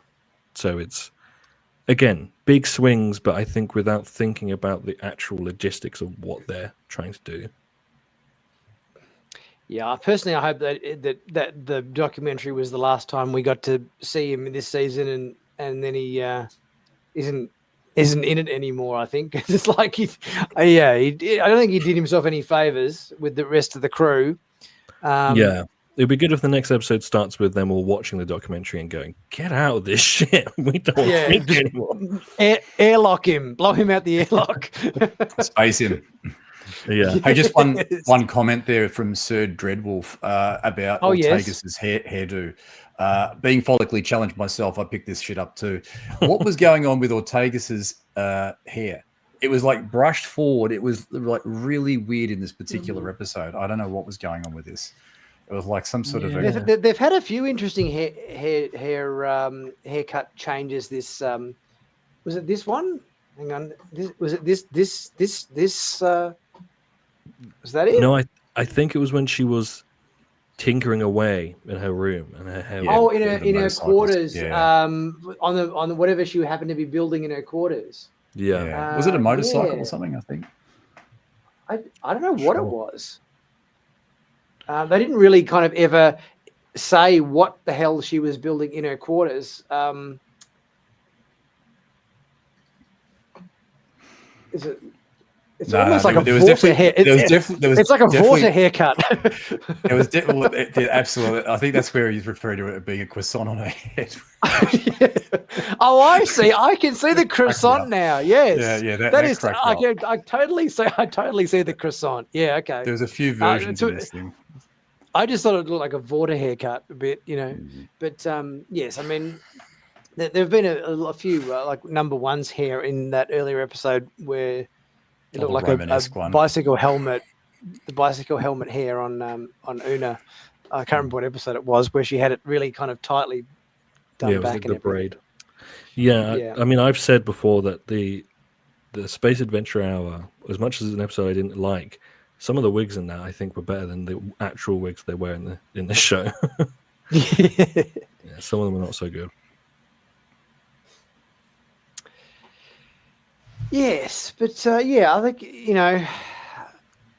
I mean, there was a few just weird moments in this episode. I just think I would have really enjoyed the episode if you remove the whole documentary and just do the story of the Jakaru. I think it would have been a good episode. It would have been something like Tin Man, but I think just the documentary just crapped all over the story and made it, I don't know, it just sullied it for me. It was only a 40-minute episode too. I think it was a very short one. It's one of the shortest episodes we've had. Yeah. Most of the discussions about this episode have been longer than the actual episode itself. Yes, this is true. This is very true. Just to finish up, a couple of bits of Star Trek news, which I thought we'd just touch upon briefly or whatever. The producers and so forth of Strange New Worlds have come out about two possible Star Trek TV show concepts recently. Now, I'm not sure whether these are been pitched as new series or just like a once-off kind of, one and done limited series kind of thing. But the first one, which is called Star Trek Year One, is essentially a continuation of Strange New Worlds after Pike has handed over the keys to Kirk, and it would be showcasing Kirk's first year in command of the Enterprise. Because I think, David, we went over this recently in one of your recent videos. I think because Kirk took command of the Enterprise in 2265 or something, I think it was, or 64. 64. Okay. Yeah. And the first episode we see in original series, which was Where No Man Has Gone Before, was 65, I think. Yes, that should have been 65. Yeah. Okay. So there's basically there's a 12-month period there, but in between him first taking command and where we get original series starting. So yes, the concept is that first 12 months of his command. Like when I heard about this as a concept for a show, it's like, why are we pitching this as a show, as opposed to just doing another season of Strange New Worlds? Like if I want to watch original series, I'll go and watch original series. Like if the only reason you want to do this show is because we've already got the sets in place, we'll just keep making Star Trek episodes in these sets, well, then give us a season 6 of Strange New Worlds. I don't want another season of original series. Do you know what I mean? And what do you guys take on this? I'm conflicted, basically. I think Star Trek for the last however many years hasn't been able to help itself with, they had Discovery, so we're doing a new thing set in an older time, which then becomes in future time, and we could have Pike and Number One and Spock come in, and you guys like that? Okay, we can make a show about those people called Strange New Worlds. And obviously with Strange New Worlds, you're going to have Uhura, and you can have some, some of those legacy characters come in, and you guys like that? We could make another show about the beginning of TOS, and they can just continue to do that kind of thing. And part of me thinks, with Star Trek, similar to sort of Star Wars, can't help but continuously go back and redo and show things we've seen, and I've said Spock has been in every single version of Star Trek ever. Like, we like Spock, we're going to always see Spock. So do we need to do that again? Is this the continuation of what we've already been doing? At the same time, we all love the episode with the crew in this series. Is it going to be a lot of fun to see an early version of Kirk and all these characters growing and becoming how we see them at the beginning of TOS? Possibly, depending on how they do it. Like, we could have more of a straightforward Star Trek show with these characters we like, and exploring them from first meeting to where we first see them. At the same time, maybe we want something new. I think the other thing that to think about for me anyway is, there's been lots of talk of what's his name, Mr. Man who's in charge of Star Trek, who I've forgotten his name all of a sudden. Alex Kurtzman. Alex Kurtzman, finishing up his contract ends next year, and especially with Skydance and Paramount. Are we going to be getting a new showrunner, a new person in charge of Star Trek? I personally think it's a good time to do it. We've had him in charge of Star Trek for a long time. If you consider when the J.J. Abrams films came out, I think we're in the place now to move on and to try a new wave of Star Trek and see where we can go with that. So doing year one might be wrong at this time if we're just going to be continuing with what we know and then changing everything up around that. Also, we've had TOS and the films, and then we've got the J.J. Abrams version of it, and now we've got the version we have in Strange New Worlds. And do we want another version of that as well? It's a bit too much of the same thing. Yeah, and it makes you worried that is Star Trek that creatively bankrupt that it needs to continuously redo things? I don't think so. I think there's a lot it can do, but I maybe showrunners are scared to try new things. Brie? I have a slightly controversial take that I've had for a little bit, and that's that I think Star Trek needs to just take a few years to figure itself back out in a way. I agree. I think the fact that we're so, and I love Star Trek, do not get me wrong. I love new Star Trek content, but at a point we're bleeding a turnip. We're trying there's a lot to do. There's a lot to do in the universe of Star Trek, but it feels like the way that the shows are being made right now, it, like you said, it feels very repeating things or not expanding on things that we'd like to see.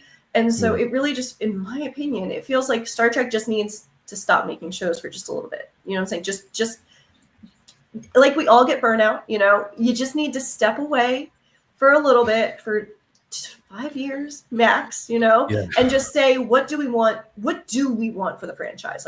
Instead of just grabbing every single thing that shows up and just bleeding the turnip dry until there's nothing left. Why don't we just take a pause, figure out what it is that, we want to see in the next series, instead of just grabbing every idea that comes to us and actually taking the time to develop that show. And maybe that means that we get more than 10 episodes, like everyone's been complaining we don't get 10 episodes, so that, because like, you know, you said, oh, we only have 10 episodes, we can't try new things. Okay, that's a problem. Like that is a legitimate problem then, because like we should be able to try new things. It's Star Trek. So if 10 episodes is what's making it so that we don't want to try new things, then maybe we need more episodes. But since we don't want to do more episodes because there's so many things in production, maybe we just stop production for a little bit, take time to truly buckle down and put all of our effort into like one show, put out 25 episodes a piece, and then you have time to do your fun little bits that not everyone will agree on the episode, but it's not the end of the world because it's not 1/10 of the show. So if we can, if that's what I think needs to be done, and that's what I think has been needed to be done, I think since Discovery. I like Strange New Worlds a lot, but I felt like Strange New Worlds was just a branch off of Discovery, because it was. And so I do think, like you said, we just keep grabbing everything. They're like, oh, you like these people? Cool, we'll make a show out of it. You like these people? We'll make a show out of it. I think Academy is the closest they've gotten to what I would call an original idea, and it's not, because it's been around since like the 80s. You know, it's like, it's just that finally it's happening, you know? But that is that being said, they're want. saying those people on at the end of Picard season 3, we said, oh, we like those people, give us more of that. And that's what it took. See, and they completely ignored everybody. So yeah. And like, but like, that's the thing, is like, it took them saying, oh, you know, we want more people to be featured like in Academy, or, oh, that's like Tilly. Tilly's going to go work at that. So it's still tied to another show. Like at the end of the day, it's still pulling from another show instead of something entirely original, you know? Like when you get to like original Star Trek with like TOS, or with TNG, and you've got like, yeah, they reference TOS in the first episode because McCoy comes on, and yeah, there's like 2 episodes with Spock, but it's its own show. Like it's not pulled from the original series with original series characters and continuing that story or whatever.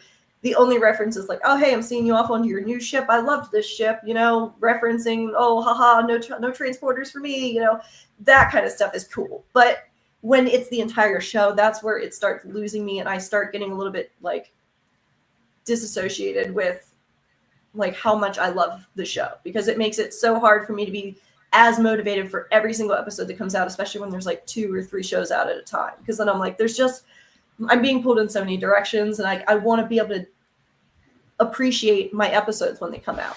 And it feels like it's like when we have too much of a good thing, you know, that oversaturation, you know, we have too much of a good thing right now that it's becoming. Well, although that being said, at the moment we've only got Strange New Worlds since obviously Picard finished, Discovery finished, Lower Decks finished. We've only got Strange New Worlds at the moment until. But this is just a continuation of one. But this is a continuation of one that came out in that hurry of putting a bunch of shows out at the same time. So it's like, Strange New Worlds is a product of what it, you know what I'm saying? Like if this came out by itself and the Strange New Worlds was the only, season 1 came out in its own, then I think it'd be different. But it was out with, you know, it's like all these shows were out at the same time. And that's where I think the problem stems, is like, we are just oversaturating to the point where I think we're going to lose the creativity that makes Star Trek. Well, that's what happened at the end of Enterprise, wasn't it? I think that, you know, they'd got all the blood out of the stone they could, and they had to, you know, take a break for a while. David, what are your thoughts on this? Yeah, I actually agree with Brie in the sense it needs a break. I probably wouldn't give it a 5-year break, but say a good couple of years just to sort of reset a bit. But I think there's too much nostalgia over innovation. I think we're getting a little bit, you know, this sort of leads us into situations where we get a bit canon locked. There's also limitations with what you can do with the characters, and in terms of, oh, okay, we know that they're going to be in TOS, so they survive. So some of that, you know, that risk just dissipates with these prequel sort of series. On the positive, I think it could work as a movie event, like a 2-hour movie event, or a limited series, you know, just to sort of wrap things up a little bit with, say, 100%, Strange New Worlds, and introduce maybe some. Yeah, I was just that'd be the only format that I would be happy to accept it as. I think is if it was a limited series, like a one season of 10 episodes, that was it, and one and done. Yeah, you've got the sets, you've got the interest, you've got the momentum of the popularity for Strange New Worlds, and you know, you could do a bit of a Bones introduction potentially. You know, people like Gary Mitchell, Elizabeth Denner, Sulu, and even maybe Mark Piper. You could throw a few people in like that and connect it. But then, are you also risking some things, because it's not going to be like a Rogue One to A New Hope, to use the to use the Star Wars, I guess, linkage there. The closer you get to TOS, the more challenging that continuity is to sort of connect in that sense. But yeah, I think if they do it as a limited element, I think it could work, but I wouldn't want to see several seasons of it. I think that's just wasting time, and it is good to give it a bit of a refresh. Put it on ice for a bit, recharge the batteries, get some fresh ideas, and we missed the boat with Legacy a bit. So I think just rather than putting out more stuff that's half-baked, give it a rest and do something solid in a few years' time. Yeah, my hot take with Academy, just because we brought it up, is I think it should have been made in the early 2000s. Give it that sort of Buffy, 100%. Gilmore Girls kind of. I think it would have been perfect. Yeah, it's what it is designed to be. I think that kind of show. Doing it now with the Discovery, Stranger New Worlds aesthetic is just a bit like, is it just going to be more of the same thing? I 100% agree with you. I wanted Academy to be different than what it's going to end up being, and I think that's what because it's something we've wanted since the 80s, or people have been talking about for so long. Yeah. So to tie it into something that's new in Star Trek feels a little bit frustrating when this is something that the community's been asking for decades. It's such an old school. And I think and the Discovery era of Star Trek is probably the least popular era of Starfleet, in terms of if you're going to set this thing anywhere, ask most fans and they'll say, not the 32nd century. Yeah. No. I think almost any other period of time would have probably been preferable. Yeah, I've always, when I think of Starfleet Academy, I think of the TNG era. Like that's the same, to me, or TOS, TNG in between. Yeah, that kind of. Give me corridors, give me carpets, give me, gardens with old men working on. Exactly. Yeah, they keep talking about. Sorry, go. Now I've started my rant. They keep talking about how they've got the biggest set in Star Trek. Why do I care? Why should I care that you've got the biggest set that you've ever built for Star Trek? Is the show good? Is the writing good? I don't care how big your set is. You're focusing on the wrong things here. Yeah. The other show that they've mentioned as well recently is this concept of Star Trek United, which is following Scott Bakula returning as Jonathan Archer, but this time as the president of the Federation, because I think there was in that episode where he jumped forward to the future with Daniels or whatever, I think there was a moment where he kind of looked at his bio or something. I think there was on screen where it showed what he'd been up to for his career, and it said that during, I guess, whatever age Scott Bakula is now, he had finished being captain of the NX-01, and he'd moved on to being a bit more of a politician and the president of the Federation. So the concept for this show is kind of like a Star Trek meets the West Wing, where it's sort of a bit more maybe adult, a bit more like maybe the Star Wars Andor series, but from a sort of a Star Trek perspective, I guess. What about this as a concept? Does this concept spark any interest from you guys, or what are your thoughts on this? So you spoke some Enterprise slander earlier. I was going to let slide, but Enterprise is like one of my favorite Star Treks of all time. So what was the slander? you said how it started failing at it's fine, like season 4, and like a lot of people consider season 4 to be peak Enterprise. Like season 3 is the one a lot of people are like, the war kind of iffy, but I think it really came into itself in season 4. I think it's more the ratings than the actual show. I love. Enterprise. It was Les Moonves or whoever the president of the network was, who just hated Star Trek. Just put the kibosh on it. But anyway. This is the kind of show like I would like to see, where you're taking something that, like, a character who we haven't seen in a really long time, with a lot of story that is untold in an era of Star Trek that we don't have a lot on, in a setting that's not just what we've done 100 times. Like, this is kind of what I like, because we're also going back to to Enterprise, like a series that doesn't get a lot of love. All of these things I think could set a show like that up a heck of a lot better than setting up something like the Academy based off of Discovery, or like a series based off of prequel to the original series, where it's like these characters are already established in their own shows, stuff like that. This is a character I would like to see come back, that hasn't come back in a way that's substantial, that has so much story to tell. This is one I actually do think has a chance to do things the way I would really like to see a Star Trek show do things again. Yeah, I basically agree with what you said. I think it would be a very interesting version of Star Trek and Starfleet that we haven't seen, as long as it didn't turn into, and now the president shoots his phaser every episode, because I think that would be silly and boring. Yeah. And there's a lot we could do that I think would be very interesting. And Enterprise had a lot of politics mixed in with it, with the ambassadors and Admiral. You'd have to have Jeffrey Combs as Shran for the chief of staff or something, Yeah, he has to come in. He has to come in and make an appearance. Pink skin just comes and opens the office door. Pink skin.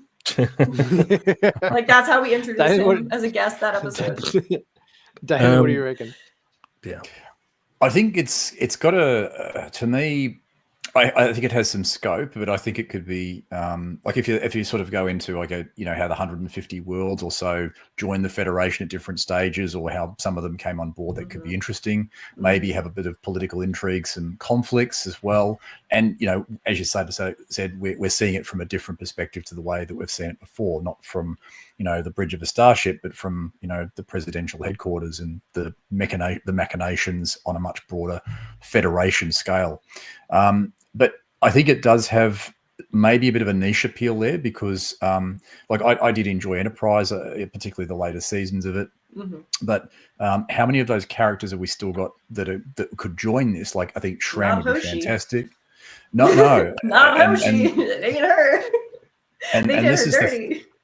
And this is the thing. It's kind of like, it may have a bit of a limited appeal, but it would be good to test it out. Like, maybe test it out in a limited series and see how it sort of goes. Or do it as a TV movie, like a Section 31 type, like a one-off TV movie or something, maybe. I don't know. I think the one-off TV movies are a step in the wrong direction. I think if we're going to do movies, we need to do theatrical release movies. Do you think it's just they don't get enough money and don't get enough? I don't think they put enough care into a home release movie as they would in a theatrical release film. Yeah. And I think didn't Skydance also say this wasn't going to be a focus for them or whatever? They weren't going to continue potentially down that road or something? Yeah, I think they said if we're doing it, it's going to be a proper release. We're not going to be doing it. Yeah. Yeah. I also, Nick, not to be the actually nerd, but I'm going to be. Correct me if I'm wrong. I think the President Archer stuff was in the Mirror Darkly episodes when he's looking. Oh, that's right. Sorry. Yes. No. You're right. You're right. A lot recently on the channel. But yeah, yes. What I think you might be thinking is there was a moment because, in the final episode, wasn't there there was a library moment when Daniels took him to the future. Daniels, I was going to say it was a conversation he had with Daniels, and he was looking through something, and he's like, "No, you can't look at your stuff. It's that was the hint that's what. Yes, that's what I was thinking it was from. But no, you're right. It was from the Mirror Darkly one. But yeah, I remember there was that moment there, which So my memory was mixing up two different episodes. Yeah, no worries. I'm here to help. That's why they pay me. Yes. So any other thoughts on before we wrap up the show for today? I mean, out of those two, Star Trek Year One or Star Trek United, it seems to be everyone. I think from my vibe of what everyone's been saying, seems to be a bit more leaning more towards the Star Trek United as a concept. Yeah. Would everyone concur with that? Oh, yeah. Yeah. As much as it sounds like a Star Trek football club, I do think it's more interesting. way to go. Yeah, no worries. Well, thanks, Brie. Thanks, Tom, for coming along and chatting all things Star Trek with us today. Been an absolute pleasure to have you on the show. Always Yeah. happy to be here. Thanks for inviting us along. It's nice to moan on someone else's channel instead of my own. Yeah. Yeah, it is. Oh, that's all right. I've come on your channel and moaned a couple of times too. Yeah, yeah, So in the airlock, was it with the Cargo Bay airlock 101. segment? Yeah, Cargo yeah. Bay 101. That's the one. Yeah, Mhm. yeah. So thanks everybody for coming along today. Thanks, David, as always, for joining us in the stream. Thanks all. And yeah, we'll be back with probably, I'm guessing, stuff that's going on for the next episode of Strange New World. So we'll probably be talking about the upcoming 4.5 Vulcans episode to that effect. But yeah, thanks for everyone coming along today and chatting in the comments section and everything. And yeah, we'll see you for the next stream. Live long and prosper, and we'll see you all soon. Cheers, guys. See you later. Bye, everyone. Thanks.